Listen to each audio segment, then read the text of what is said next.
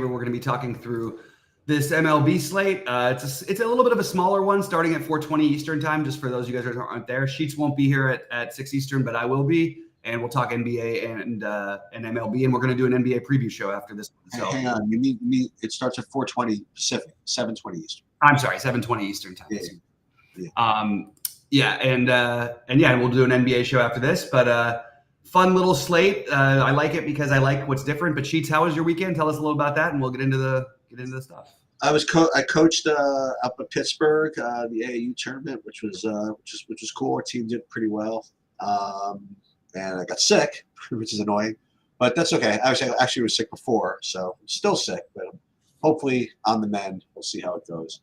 Psyched for the NBA playoffs. It started off, and as far as DFS goes, I actually did it really, really well in one of the NBA showdown slates. Hit that one for like 8,000. Oh, that's right. That was Friday, right? Yeah, that was awesome. I think so. And then the rest was just kind of whatever. And we're ready to, we have 3 sports going on today. We have hockey playoffs as well.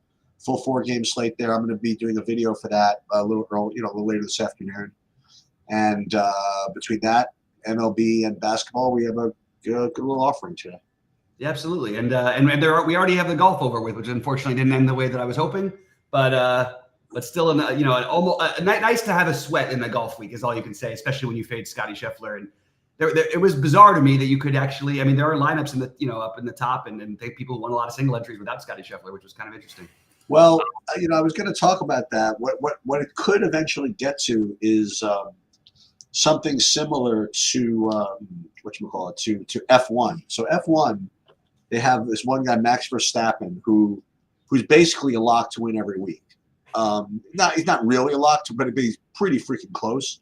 And they price him like just so freaking high that almost none of the winning lineups ever have it. Now I shouldn't say it's not almost none of them, but it's no sweat at all to like build lineups and don't worry about if you can't get to him because the price is so high.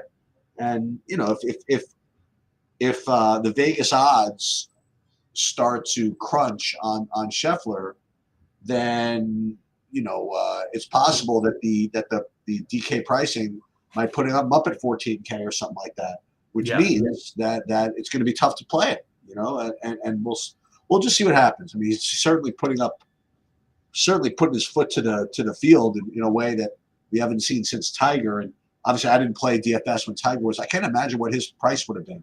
Yeah, that was weird, right? That when he was dominating, I don't know. 18,000. I don't know, but we'll see. We'll see what happens with the golf. But let's start with baseball. Yeah, let's get into it. All right, we've got Miami and Atlanta starting things off. What are your thoughts on this one? Just for what it's worth, all the weather is pretty decent today, and it's actually better hitting conditions than we've had on most. Like we just don't have the 35-degree weather out there today like we have in a lot of games so far. So everything's pretty decent hitting wise for what it's worth. What do you think? Now, first of all, an overall view of the slate, it's a really weird slate in that the pitching looks really poor. And the reason why it looks poor, we'll get to it, is I can't remember the last time on a semi-full slate that probably the chalky pitcher was going to be someone pitching in Colorado. And you could. We'll talk about it later, but that's kind of gives an indication of what the pitching is going to look like as far as projections go. So it is going to be a slate where you want to get to this hitting, and Atlanta is naturally a good place to start. I have them rated as one of the top options on DraftKings. I have them just below the Padres, and we'll get to the Coors game later. Actually, just below the Padres there. And then I have them similarly on FanDuel. So I have Atlanta as very, very good stack to get to. As far as the pitching goes, I have Elder as one of a whole number of okay, whatever pitchers that you can play as kind of like your second and third options or something like that. But when you get to the top options, they all have kind of holes you can poke in them, so it's interesting. So I'm going to include Elder in my pool for now. Yeah, I get the Elder thing. It's a question of how long, how much do we think he's going to pitch is part of it. We don't have other pitchers. That's part of the reason why we're considering it.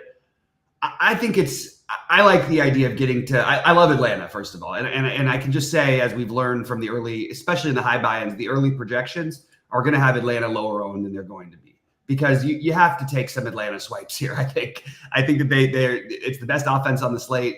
I just think that you're going to have to get some exposure if they do get a little chalkier. I kind of like Miami as a contrarian, at least mini stack. I like that, it's a stadium upgrade in Atlanta. Elder's made, I think, 4 starts against the Miami, and it's never gone well. They've literally just, he's given up 7 home runs and 64 plate appearances. That's pretty rough. I like the idea of getting to a little bit of the Miami as a complementary to Atlanta. So I think that they're like a nice little mini stack, and you can go with guys like Jazz Chisholm, Brian De La Cruz, Rivera if you wanted something cheap at first or third. He's 2,400. Just a little thing to consider. Jesus Sanchez at 2,900. I like the idea of getting to a little bit of this. So I like the offense in this game more than I like the pitching. I might end up with a little bit of Elder because it really is like I look at everything. I don't really feel comfortable with almost any pitcher today. So why not have some Elder? But I think at the same time, getting to some low-owned Atlanta is a good way to get different.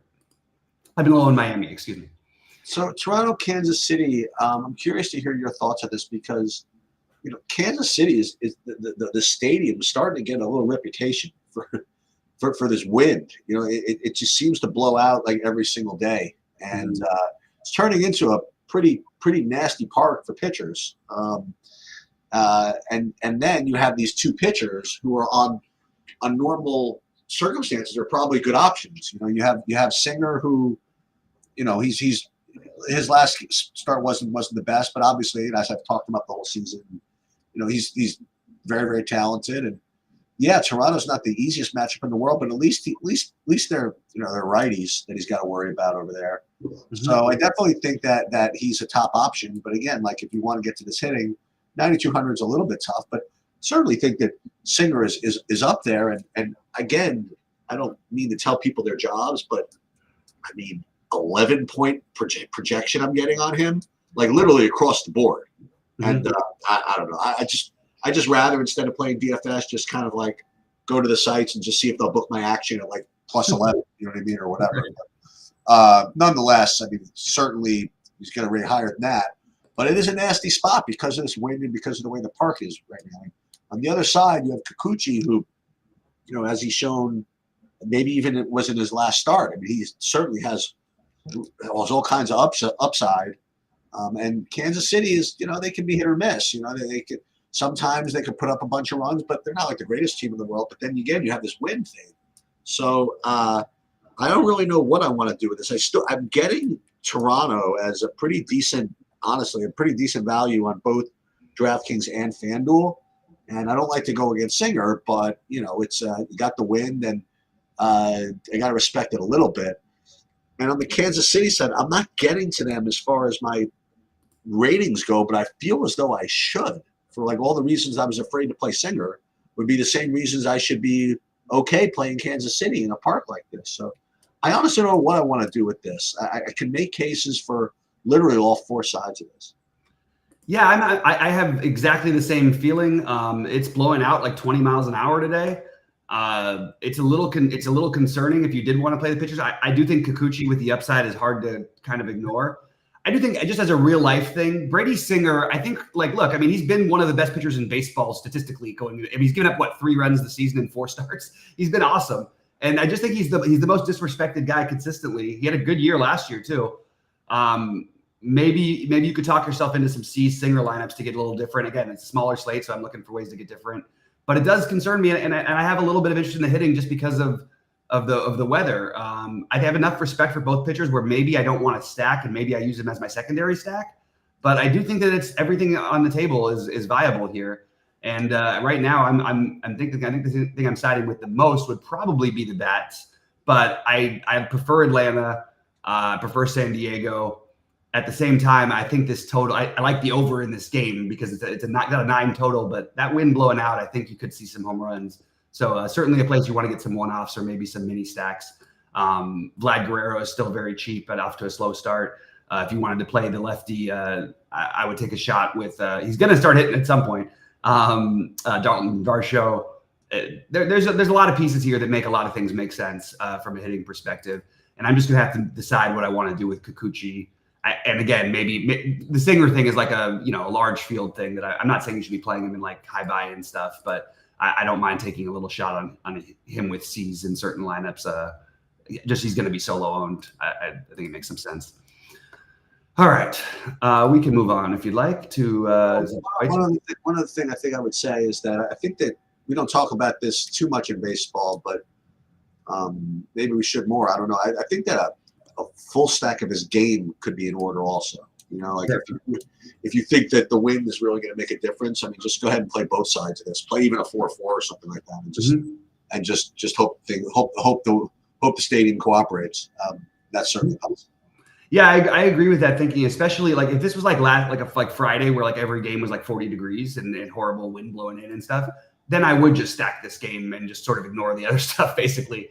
But today we have enough nice, like decent enough hitting conditions, all over the place that I think we can get spread out too. But yeah, certainly viable. All right, so we have White Sox against Minnesota, and without getting too deep into the weeds of the life and times and trials and tribulations of Chris Paddock. He came into the league. They expected him to be the next God knows what, whatever, and they never just could get anything going. He came in. They thought he was going to be a fireballer, and that didn't work out. Then he tried to get a little bit more finessey. That didn't work out. Now he can't even find the plate. I will say this: that they're certainly giving him the best shot. Playing him, throwing him out there against the White Sox. I'll just say this: if he gets rocked today, there's a problem, and I honestly think he could get rocked today. I don't really have the White Sox rate all that high, but as far as value goes, they're all really cheap. So I think the White Sox are very much at play, and I don't know much about the Cannon, but again, considering all the other pitching options, he's just kind of showing up as just some guy. Whatever. If I get to an MME, that's great, but I'm not going to prioritize him. I'm not getting to the Minnesota. Well, on FanDuel, I'd be getting to the Minnesota hitting. I shouldn't say that. DraftKings, they're pretty cheap too. So I don't know. I can't do the Paddock. I don't know if I could really do the Cannon. If anything, it would be the bats, and that's pretty much all I have. Yeah, I have both of the pitchers as fringy, so we're not different. I mean, these are two teams you want to attack with pitchers, so I can't just write them off. I will say that Jonathan Cannon, there's another guy we'll talk about who's cheaper a little later, but there is a route to making an argument for just spending like nothing on your pitchers today and having Cannon as one of them. And I don't think that's a bad idea. And he threw 80 pitches in his last start. We don't know, how long he'll be in the big leagues and all that, but if he keeps pitching well, he's going to stick around. Minnesota, I think, is going to be really popular today, and they just haven't given me any reason to trust in their offense for the most part. I don't mind though. Like Larnick is going to be batting cleanup at 2,600. Sure, Buxton hasn't gotten going, but he's 4,400, so I'm okay with that. Kind of like your White Sox idea at low ownership. I mean, they're super cheap. Andrew Vaughn has the power. Eloy Jimenez. Paddock was also, because of that changeup he used to throw. He used to be, I have to check his recent numbers, but he always was better against lefties than he was against righties, actually. I'd have to double check to see if that's still the case, but we have enough righties in the lineup, or a few righties in the lineup to use. Namely would be Vaughn and Eloy, but and potentially DeYoung. So I'm okay with it, but again, not a real strong priority for me this game. It's more for pieces, just of cheap things. And both pitchers are a little bit fringy to me, even though, like I said, I'm not going to write either of them off. Arizona, St. Louis? Yeah. For me, I have Arizona rated, I'm just okay as far as hitting goes in this spot. I have St. Louis not rated well at all. And as far as the pitching goes, I have both Lynn and Fat as kind of like, again, that whole pool of secondary options. And I say this because, we haven't really gotten to the top plays yet. So I have Fad and Lynn, again, 8th, 9th, 10th, something like that as far as my top pitchers go. So if I get to them, fine, but I'm not going to prioritize them. Yeah, I don't have I have both pitchers as just other guys, just guys to consider. And I haven't really made decisions on what I'm going to do with pitching yet today because it is kind of grim. I have no interest in the Lance Lynn, I guess. I actually think that Thought Fat would be the one I would play. I actually think that, look, Arizona is they'll end up so low owned today. I think that's an interesting stack to get to a little bit. We've seen Lynn struggle at times, and Arizona's they're not cheap, but they're not crazy expensive, so they're semi affordable, and especially because Jock should be in there today at 3,900.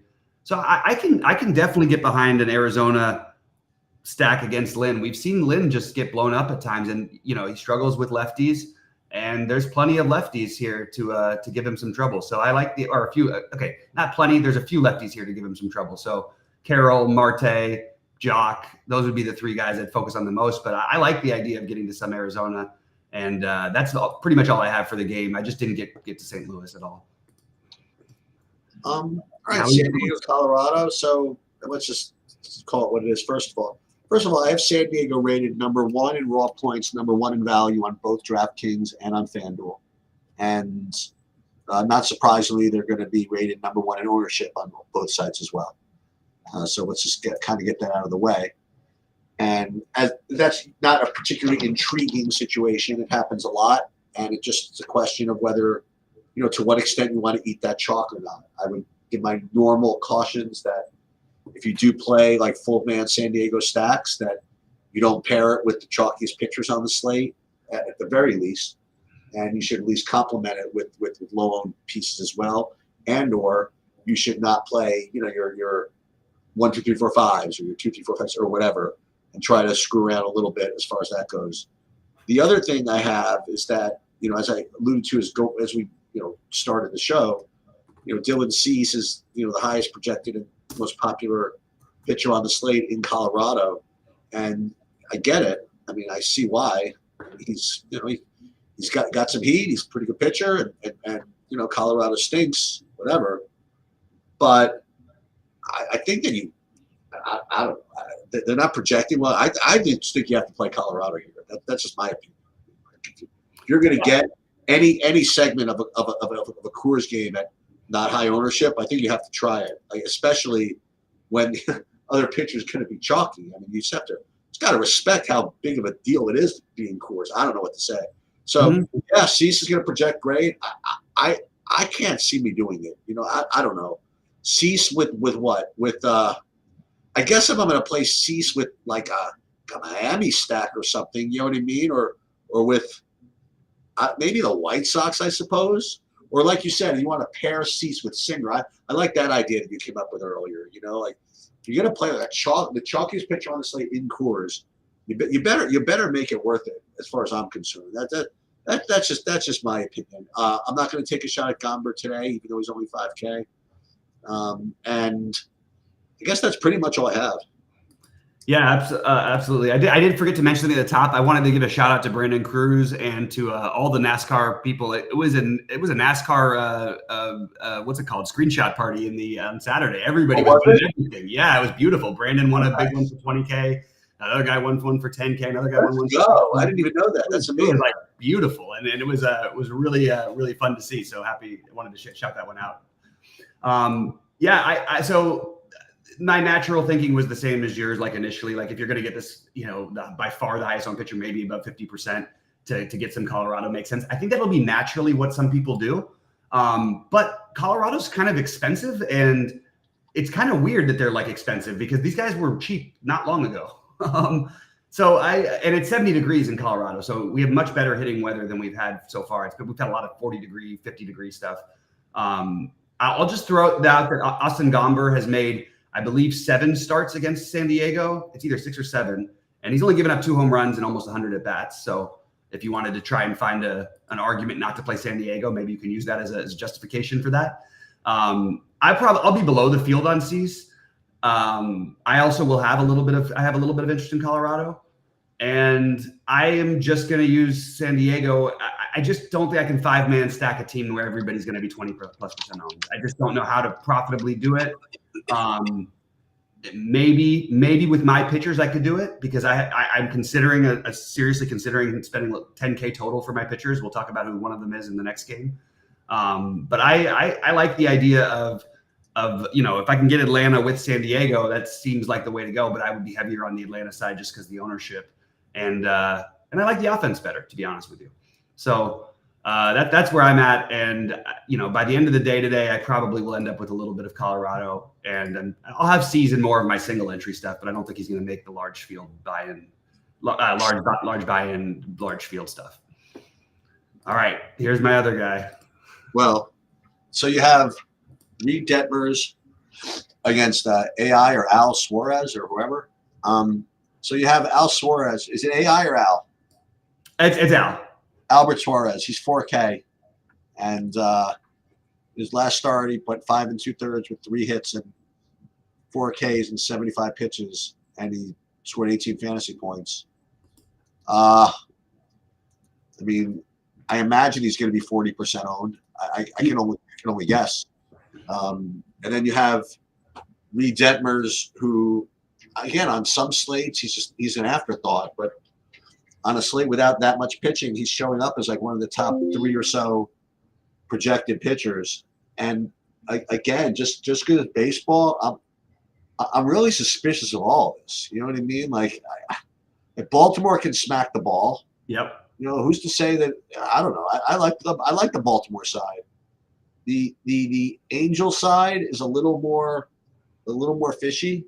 So, but I mean, with the leverage you might get, it might be worth it. I don't know. But again, the reason why you're playing Suarez is, again, it's for the possibility he scores 15, but not even that. It's so that you can get the Atlantas and well, I was going to say San Diego's, but if you're starting to play Suarez and like Cease in San Diego, I mean, what are you doing? I don't know. Well, I don't know if Suarez is going to be anywhere near as owned as you think. Oh, okay. Oh, fair enough then. Certainly by the first runs, Sabersim has them at 8%. That's not going to happen. It'll be above that. Goldie has them at 14%. Yeah. I think that seems a little bit closer to where I would guess, and maybe a little higher. Right. But I like it. I'm in on it. I only have it at 16 myself, I guess. So. Yeah, I'll give it a whirl with Suarez. Okay. I like it. I think I'm gonna go with that. Detmers has the ceiling. It's a tough matchup. I mean, it's weird to see just in general. Like, you're the most popular pitcher in Coors, probably the second most popular pitcher facing one of the 5 best offenses and 6 best offenses in baseball. I don't know. Baltimore's really good. So yeah, if you wanted to get a little different, maybe using some Baltimore bats as a contrarian thing. I don't think I'm getting to a full stack, but certainly wouldn't mind a little 3-man. And look, Detmers, all of these guys I want to be underweight on in general. So it doesn't feel good about any pitchers. Obviously, I'm going to have to be overweight some, other than Suarez. Right now, he's the only one I know I'm going to be overweight on. And that's pretty much that. And I'm not going to get to the Angel stacks. But again, if you're making a mini stack or you needed some value, I don't think there's anything wrong with like Sano. Aaron Hicks will be leading off, which is not the most fun, but he's 3.2 leading off most likely.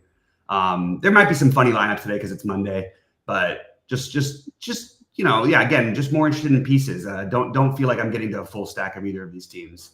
And it's a low total too. Like, you have an 8.5 total, decent hitting weather, but a little cooler than usual in LA at 63 degrees here today. So tell me the San Francisco Mets game. I mean, when I first looked at it, I mean, it just seems though both these pitchers, once again, are kind of like fringy 8th, 9th, 10th best option pitchers, which whatever. They're going to be like literally 2% owned, I think, like both of them. And likewise, I don't think anybody's going to play the hitting in this game either. It just feels like a game that's going to be completely ignored. Now, I'm not getting to much of any of it, but I figured I would mention it that they are going to be somewhat low owned, somewhat. I think the whole game is going to be really low owned. Mm-hmm. So I just figured I'd bring that up. But as far as the straight projections go, I'm not really getting to too much. Now, as you do this and the rest, and you go through your summary, I'm going to do a sample build and see what we get. Okay. Yeah. So I think that Keaton Winn is a guy you could certainly consider tonight. Like, I don't see him as being a whole lot different. And at low ownership, I just will take that. I don't see him being a whole lot different than a lot of the other plays we mentioned. And I still have my question marks about the Mets, and it's obviously a good pitcher's park. So I don't mind that. The thing that I have trouble with is it's always hard with Quintana because he has a heart. Like, he's a good real life pitcher and he's 6,700. So he should be in consideration too. The lack of strikeouts are always a little frustrating, but I don't think that Keaton Winn is offering some sort of crazy strikeout upside. So I just have both these guys in consideration for me. And I didn't get to any of the hitting. If I did, it would be on the Mets side. It wouldn't be on the San Francisco side.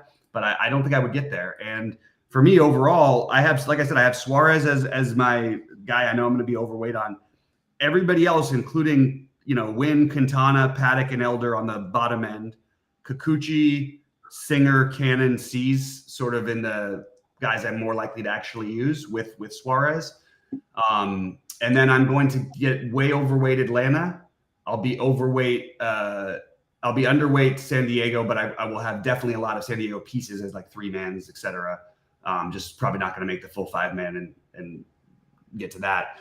Then I have the Toronto KC game, but then I like the Miami, Arizona, Colorado, Baltimore pivot. So there's a lot of stuff to like out there. I've got to sort of figure out how I feel later today, but I'll update what I like by 6 Eastern, because right now it definitely feels like I've got too many stacks, but really maybe I just want to stick with the Atlanta, San Diego, and I'm still very okay with my Miami take. I like that a little bit. I think that's an interesting way to go. So not surprisingly, when Saberson runs a straight build, without doing Sims or anything like that, it's getting Cease, and then Detmers and Kikuchi, and then not so much of the whatever, because we're going to be getting all kinds of Padres, I imagine. Yeah, like 96% Padres. So let's for fun run the contest Sims and see. Oh, yeah. I think. See, when I ran it earlier, you know what I got? I was kind of happy to get it. I was getting a whole pile of Baltimore. So I'm just curious, because what running the Sims usually does is it gets you at least one spot that has leverage over one spot. I'm expecting to get either like a whole pile of like Colorado, right, or a whole pile of like I said, of like Baltimore. I don't think that they have it in them to give me Gomber on the other side of the Padres chalk, but we're gonna wait and see. Let's see. All right, so let's see. Using the relay throw, risk adjusted ROI. Let's see. It's okay. So 80% White Sox is what it wants to give me. And there you have it. And there you have it. That's but it's not like it's like leverage. You know what I mean? Like it's like a lot of it, right? But nonetheless, and it's still getting all the Padres, but it's just the White Sox. And let's see what kind of pitchers I'd be getting. Pitchers wise, I would still be getting probably a ton of C's. All the C's. And still not getting, and only 10% Suarez. So I guess the idea is that if you're playing the White Sox, you can play C's. You know what I mean? Like it's not. Yeah. But I kind of like it. You have to watch, by the way, you have to watch the Paul DeJong, whether he plays or not. Yeah. That's he's a legit questionable over there. And I would just say that on Mondays, Wednesdays, and Thursdays, especially when there's Wednesday, the afternoon date games, just be ready for different lineups. That's when you're going to get them. Why is that usually? Getaway days. Okay. Well, Thursday really is usually the big one, but like Monday, only some teams play, but usually you play your stars when they're at home and stuff, especially over the weekend. You're less likely to start them on a Monday. Gotcha. Anyway, but it should be fun, guys. It'll be live at 6 Eastern. Please click a like on the video. We really like doing these for free and would like to keep doing so. So please click the like, and we'll see you guys at 6 Eastern.